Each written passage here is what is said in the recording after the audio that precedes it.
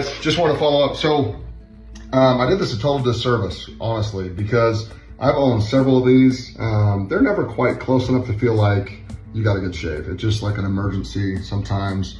Or guys that don't like using a straight edge. I use a straight edge usually twice a week on my head. This is a close shave.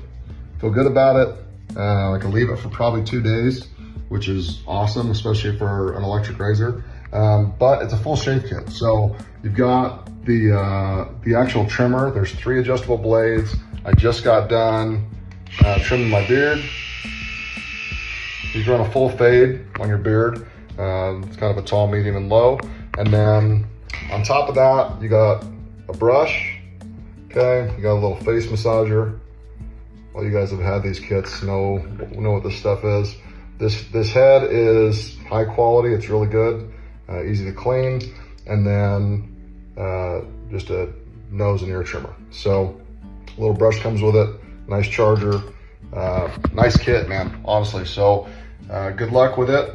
Hope you guys grab one. A little late for Father's Day, but if you didn't get what you want, you got another tie. Haircut Box. Go give them a follow. Fully endorse it. Great product. See ya.